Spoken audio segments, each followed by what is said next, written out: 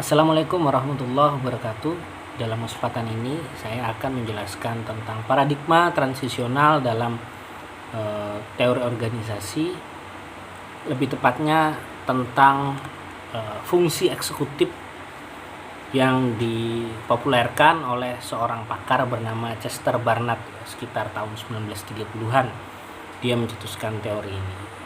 Sama seperti Mary Follett ya, dia juga tidak sepakat dengan teori paradigma klasik yang mengilustrasikan manusia atau organisasi itu sebagai mesin. Dia tidak sepakat karena dia berpikir bahwa dalam organisasi itu ada komunikasi, ada interaksi, ada saling melengkapi, ada saling memahami dan lain sebagainya.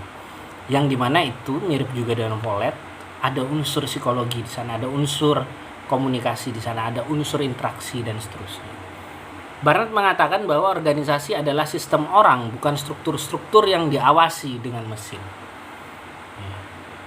Dia juga menyebutkan keberadaan sebuah organisasi tergantung pada kemampuan manusia untuk berkomunikasi, melayani dan berusaha untuk mencapai tujuan bersama-sama. Barnard ini mengenalkan konsep fungsi eksekutif yang kemudian dikorelasikan pula ya dengan apa yang populer dengan sebutan teori otoritas.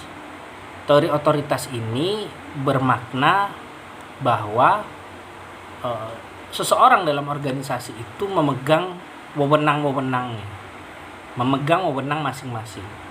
Ini mirip-mirip mungkin dengan teori fungsi dan teori struktur yang ada di paradigma klasik. Tetapi tetap saja dalam memegang otoritas, orang itu tidak bisa kaku. Itu yang disampaikan oleh Barnard itu tadi. Ya, ada fungsi eksekutif pemimpin. Ada otoritas yang dimiliki oleh orang per orang. Begitu ya. Entah itu pemimpin, entah itu karyawan, entah itu manajer, siapapun, kepala bidang, kepala bagian, dosen, dekan, rektor, itu dia punya otoritasnya masing-masing. Nah, dia dikenal Barnard ini dengan teori otoritas yang mengatakan bahwa otoritas adalah sebuah fungsi kerelaan ya, untuk berjalan bersama-sama.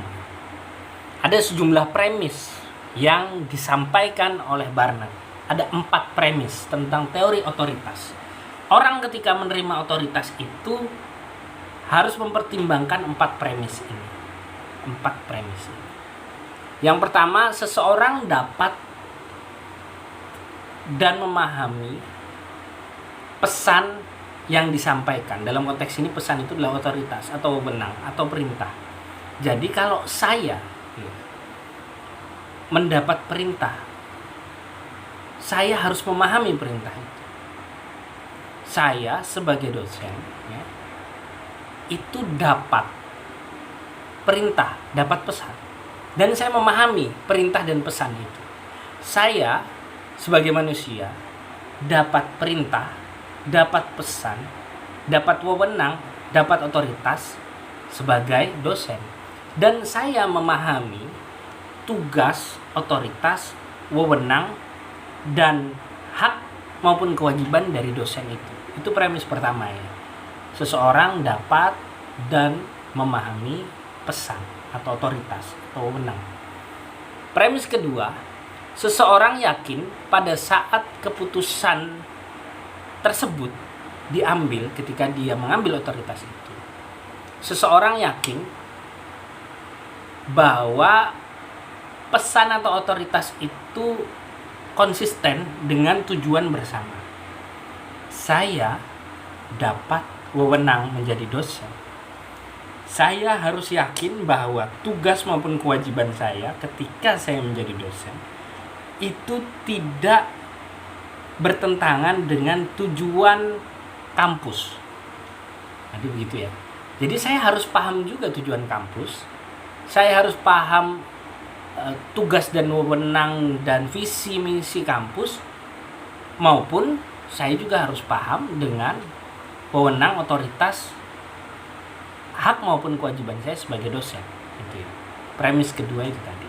Seorang harus yakin bahwa pesan atau otoritas yang dia dapatkan konsisten dengan visi bersama. Premis ketiga, seseorang harus yakin pada saat keputusan berlanjut, pada saat otoritas dijalankan, pada saat wewenang itu dijalankan, dia tidak bertentangan dengan kepentingan personalnya. Ya, ketika saya menerima otoritas, wewenang, pesan, perintah menjadi dosen, itu tidak bertentangan dengan keinginan saya sendiri, dengan kepentingan saya sendiri, tidak bertentangan dengan cita-cita dan mimpi-mimpi saya, dengan passion saya tidak bertentangan. Karena kalau bertentangan, maka otomatis akan ada ya namanya konflik kepentingan di dalam diri saya. Harus sama itu. Visi bersama, oh saya cocok, maka saya ikut bekerja di sini. Visinya ormas ini begini, oh saya cocok, maka saya bekerja di situ. Saya mengabdi di ormas tersebut. Kira-kira seperti itu. Itu premis ketiga. Seseorang harus yakin bahwa pesan atau otoritas yang dia jalankan, dia implementasikan sesuai dengan kepentingan personal atau kecenderungannya. Nah, ini premis keempat.